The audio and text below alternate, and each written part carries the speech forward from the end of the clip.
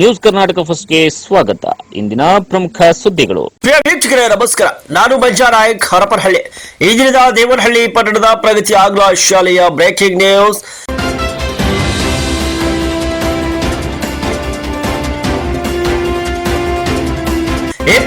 ಕಾರ್ಗಿಲ್ ವಿಜಯ ದಿವಸ ಕಾರ್ಯಕ್ರಮ ನಡೆದ ಸುದ್ದಿ ನಿಮ್ಮ ನ್ಯೂಸ್ ಕರ್ನಾಟಕ ಒಂದರಲ್ಲಿ ಮಾತ್ರ ವೀಕ್ಷಿಸಿ. ನಮ್ಮ ರಾಷ್ಟ್ರ ಧ್ವಜವು ಕೇವಲ ಗಾಳಿಯಿಂದ ಹಾರುತ್ತಿಲ್ಲ, ಬದಲಾಗಿ ಅದು ಹಾರುತ್ತಿರುವುದು ಈ ದೇಶದ ಮಡಿದ ವೀರ ಸೈನಿಕರ ಉಸಿರಿನಿಂದ. ಇನ್ನು ಬೆಂಗಳೂರು ಗ್ರಾಮಾಂತರ ಜಿಲ್ಲೆ ದೇವನಹಳ್ಳಿ ತಾಲೂಕಿನ ವಿಜಯಪುರ ಪಟ್ಟಣದ ಪ್ರತಿಷ್ಠಿತ ವಿದ್ಯಾಸಂಸ್ಥೆಗಳಲ್ಲಿ ಒಂದಾದ ಪ್ರಗತಿ ಆಂಗ್ಲ ಶಾಲೆಯ ಆವರಣದಲ್ಲಿ ದಿನಾಂಕ 26/7/2024 ಶುಕ್ರವಾರದಂದು 25ನೇ ಕಾರ್ಗಿಲ್ ದಿವಸ ಕಾರ್ಯಕ್ರಮವನ್ನ ಆಚರಿಸಿ ಅವರು ಮಾತನಾಡಿದ್ರು. ಈ ಕಾರ್ಯಕ್ರಮದ ಘನ ಅಧ್ಯಕ್ಷತೆಯನ್ನ ಶಾಲಾ ಮುಖ್ಯೋಪಾಧ್ಯಾಯರಾದ JN ಪ್ರಕಾಶ್ ಅವರು ವಹಿಸಿ ಕಾರ್ಯಕ್ರಮದ ಕುರಿತು ಮಾತನಾಡಿದ್ರು. ನಮ್ಮ ನಾಳೆಗೋಸ್ಕರ ಹಾಗೂ ನಮ್ಮ ಭವಿಷ್ಯಕ್ಕಾಗಿ ಬಲಿ ಕೊಟ್ಟಂತ ಕಾರ್ಗಿಲ್ ಕಲಿಗಳಿಗೆ ನಮ್ಮೆಲ್ಲರ ಶತಕೋಟಿ ನಮನ. ನಮ್ಮ ದೇಶವು ನಮಗಾಗಿ ಏನು ಮಾಡಿದೆ ಎಂದು ಕೇಳಬೇಡಿ, ನಮ್ಮ ದೇಶಕ್ಕಾಗಿ ಏನು ಮಾಡಬಹುದು ಎಂದು ಕೇಳಿ ಎಂಬುದು ವಿದ್ಯಾರ್ಥಿಗಳಿಗೆ ತಿಳಿಸಿದ್ರು. ಇನ್ನು 7ನೇ ತರಗತಿ ವಿದ್ಯಾರ್ಥಿಯಾದ ಅಶ್ವಿತಾ BC ಅವರು ಮಾತನಾಡಿ, ಕಾರ್ಗಿಲ್ ಯುದ್ಧದಲ್ಲಿ ಭಾರತದ ವಿಜಯ 1999ರ ಮೇ ತಿಂಗಳಲ್ಲಿ ಆರಂಭವಾದ ಕಾರ್ಗಿಲ್ ಯುದ್ಧ ಜುಲೈ ಅಂತ್ಯದ ತನಕ, ಅಂದರೆ ಸುಮಾರು 2 ತಿಂಗಳ ಕಾಲ ನಡೆಯಿತು. ಈ ಯುದ್ಧದಲ್ಲಿ ಭಾರತೀಯ ಸೇನೆ ವಿಜಯದ ಪತಾಕೆಯನ್ನು ಹಾರಿಸಿತು ಎಂದು ಹೇಳಿದ್ರು. ಇದೇ ಸಂದರ್ಭದಲ್ಲಿ 7ನೇ ತರಗತಿ ವಿದ್ಯಾರ್ಥಿನಿ ಹರ್ಷಿತಾ YK ಮಾತನಾಡಿ, ಭಾರತೀಯ ಸೈನಿಕರು ಆಪರೇಷನ್ ವಿಜಯ ಮೂಲಕ ಕಾರ್ಗಿಲ್ ಡ್ರಾಪ್ ವಲಯದಲ್ಲೇ ಪ್ರದರ್ಶಿಸಿದ ಶೌರ್ಯದ ನೆನಪಿಗಾಗಿ ಈ ದಿನವನ್ನ ಕಾರ್ಗಿಲ್ ವಿಜಯ ದಿವಸ ಎಂದು ಆಚರಿಸಲಾಗುತ್ತದೆ. ಈ ಯುದ್ಧದಲ್ಲಿ ಭಾರತೀಯ ಸೇನೆಯು ಅಧಿಕಾರಿಗಳು ಸೇರಿದಂತೆ ಸುಮಾರು 527 ಭಾರತೀಯ ಯೋಧರು ಈ ಯುದ್ಧದಲ್ಲಿ ಹುತಾತ್ಮರಾದರು ಎಂದು ಸವಿವರವಾಗಿ ವಿವರಿಸಿ ಹೇಳಿದ್ರು. ಇನ್ನು ಶಾಲೆಯ ಶಿಕ್ಷಕ ರಿಯಾಜ್ ಅಹಮದ್ ಅವರು ಮಾತನಾಡಿ, ನಮ್ಮ ರಾಷ್ಟ್ರ ಧ್ವಜವು ಕೇವಲ ಗಾಳಿಯಿಂದ ಹಾರುತ್ತಿಲ್ಲ, ಬದಲಾಗಿ ಅದು ಹಾರುತ್ತಿರುವುದು ಈ ದೇಶಕ್ಕಾಗಿ ಮಡಿದ ವೀರ ಸೈನಿಕರ ಉಸಿರಿನಿಂದ ಮಾತ್ರ. ಇನ್ನು ಕಾರ್ಗಿಲ್ ಯುದ್ಧ, ಸಿಯಾಚಿನ್ ಯುದ್ಧ ಭೂಮಿಯಲ್ಲಿ ಕೂಡ ಭಾರತ ಮತ್ತು ಪಾಕಿಸ್ತಾನ ನಡುವೆ ನಡೆಯುತ್ತೆ. ಇದರ ನಾಯಕತ್ವವನ್ನು ವಿಕ್ರಮ್ ಬಾತ್ರಾ ಅವರು ವಹಿಸಿದ್ರು. ಇನ್ನು ಈ ಯುದ್ಧ ನಡೆಯಲು ಮುಖ್ಯ ಕಾರಣ ಪಾಕಿಸ್ತಾನದ ಮೋಸದಾಟ. ಕಾರ್ಗಿಲ್ ಪ್ರದೇಶದಲ್ಲಿ ಭಾರತ ಮತ್ತು ಪಾಕಿಸ್ತಾನ ಲೈನ್ ಆಫ್ ಕಂಟ್ರೋಲ್ ಇದೆ. ಈ ಪ್ರದೇಶದಲ್ಲಿ ಚಳಿಗಾಲದಲ್ಲಿ -°C ಇಳಿಯುತ್ತದೆ. ಇದರಿಂದ ಇಲ್ಲಿ ಗಡಿ ಕಾಯುವುದು ಭಾರತಕ್ಕೆ ಸವಾಲಿನ ಕೆಲಸ. ಚಳಿಗಾಲದಲ್ಲಿ ಭಾರತೀಯ ಸೈನಿಕರು ಮತ್ತು ಪಾಕ್ ಸೈನಿಕರು ಸ್ಥಳಾಂತರಗೊಳ್ಳುತ್ತಾರೆ. ಇನ್ನು ಚಳಿಗಾಲದ ಮುಗಿದ ಬಳಿಕ ಇಲ್ಲಿಗೆ ಮತ್ತೆ ಗಡಿ ಕಾಯುವುದಕ್ಕೆ ಹೋಗುವುದು ಹಿಂದಿನಿಂದಲೂ ಕೂಡ ನಡೆದುಕೊಂಡು ಬಂದ ಪದ್ಧತಿಯಾಗಿತ್ತು. ಕಾರ್ಗಿಲ್ ಯುದ್ಧ ಭಾರತೀಯ ಪ್ರತಿಯೊಬ್ಬ ಪ್ರಜೆಯೂ ಕೂಡ ಮನಸ್ಸಿನಲ್ಲೂ ಕೂಡ ಅಳಿಯದೆ ಉಳಿದಿದೆ ಎಂಬುದನ್ನು ಕೂಡ ವಿದ್ಯಾರ್ಥಿಗಳಿಗೆ ಸವಿವರವಾಗಿ ಅವರು ಹೇಳಿದ್ದಾರೆ. ಈ ಒಂದು ಕಾರ್ಯಕ್ರಮದಲ್ಲಿ ಕಾರ್ಗಿಲ್ ಯುದ್ಧದಲ್ಲಿ ತನ್ನ ಪ್ರಾಣವನ್ನ ಬಲಿದಾನವನ್ನಾಗಿ ಕೊಟ್ಟಂತಹ ವೀರ ಯೋಧರನ್ನ ಭಾವಚಿತ್ರಕ್ಕೆ ಪುಷ್ಪನಮನವನ್ನ ಸಲ್ಲಿಸಲಾಯಿತು. ಇನ್ನು ಎಲ್ಲಾ ಶಿಕ್ಷಕರು ಮತ್ತು ವಿದ್ಯಾರ್ಥಿಗಳು ಸಲ್ಲಿಸಿದ್ರು. ಹಾಗೂ ಯುದ್ಧದಲ್ಲಿ ಹುತಾತ್ಮರಾದ ಸೈನಿಕರ ಆತ್ಮಕ್ಕೆ ಶಾಂತಿ ಸಿಗಲೆಂದು 1 ನಿಮಿಷ ಕಾಲ ಮೌನಾಚರಣೆಯನ್ನು ಕೂಡ ಮಾಡಲಾಯಿತು. ಈ ಕಾರ್ಯಕ್ರಮದಲ್ಲಿ ಶಾಲೆಯ ಎಲ್ಲಾ ಶಿಕ್ಷಕರು, ವಿದ್ಯಾರ್ಥಿಗಳು ಹಾಗೂ ಇನ್ನು ಗ್ರಾಮಸ್ಥರು ಭಾಗಿಯಾಗಿದ್ರು. ನನ್ನ ಹೆಸರು ಅಶ್ವಿತಾ BC. ನಾನು 7ನೇ ತರಗತಿಯಲ್ಲಿ ವ್ಯಾಸಂಗ ಮಾಡುತ್ತಿದ್ದೇನೆ. ಇಂದು ಕಾರ್ಗಿಲ್ ವಿಜಯ ದಿವಸ್.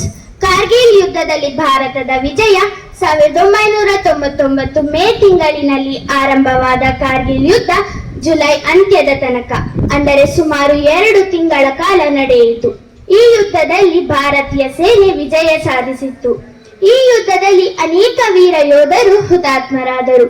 ಕಾರ್ಗಿಲ್ ವಿಜಯ್ ದಿವಸ್ ಪ್ರತಿ ವರ್ಷ ಜುಲೈ 26ರಂದು ಕಾರ್ಗಿಲ್ ವಿಜಯ್ ದಿವಸ್ ಅಥವಾ ಕಾರ್ಗಿಲ್ ವಿಜಯ ದಿನವನ್ನು ಆಚರಣೆ ಮಾಡಲಾಗುತ್ತದೆ.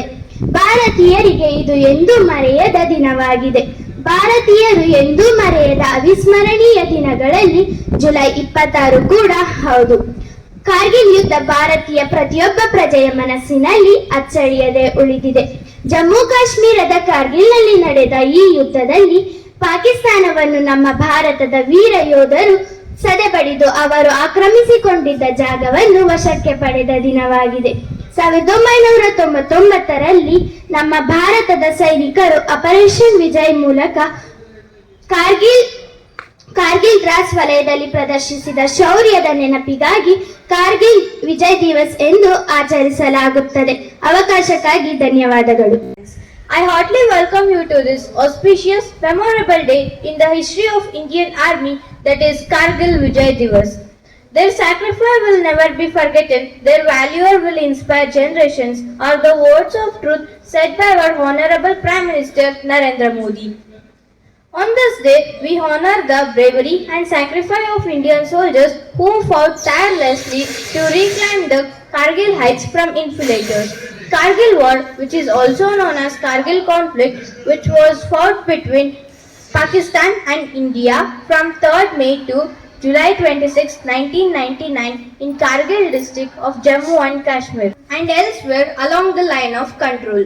General Ved Prakash Malik was the chief of Kargil war.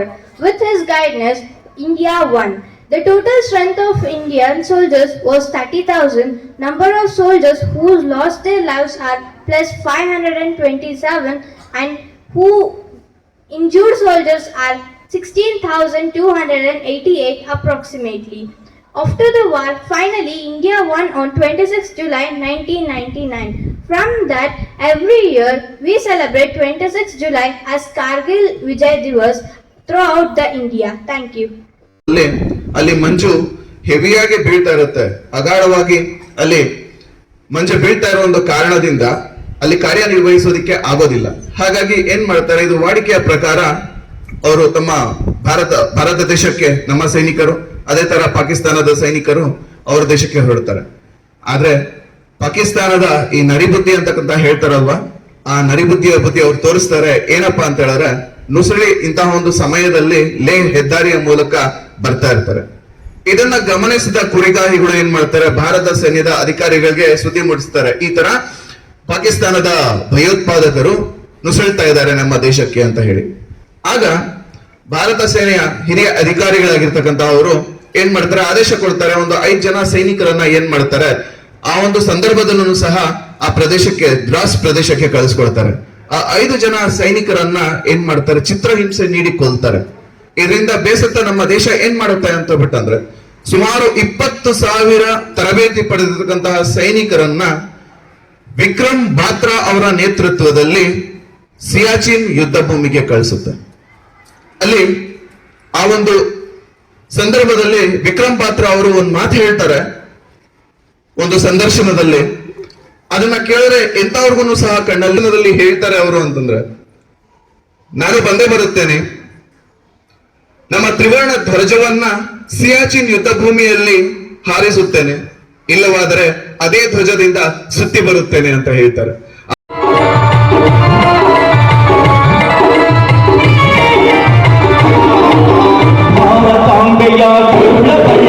Ashoka ಚಕ್ರವರ್ತಿ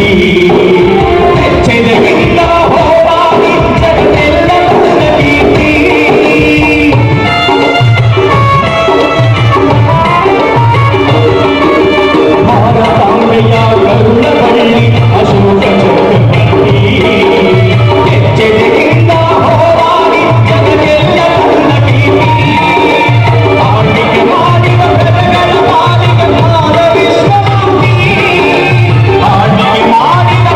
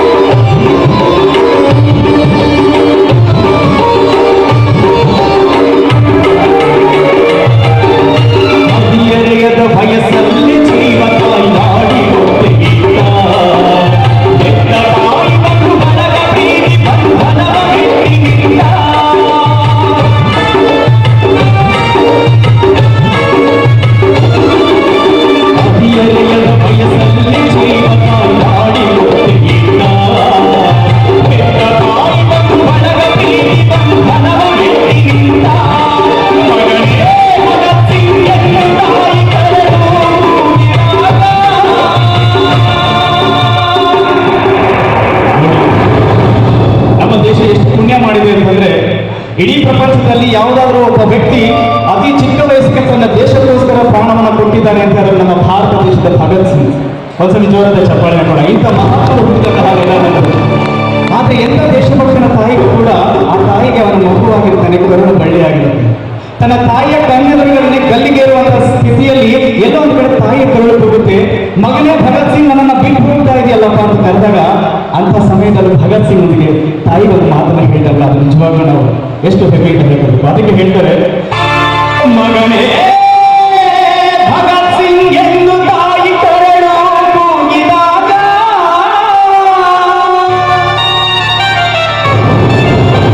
ನನ್ನ ತಾಯಿ ನೀ ನನ್ನ ತಾಯಿ ಜೈಪಾಲನಾಂಬೆಯಿಂದ ಭಗತ್ ಸಿಂಗ್ ಮರಣ ಹೊಂದ.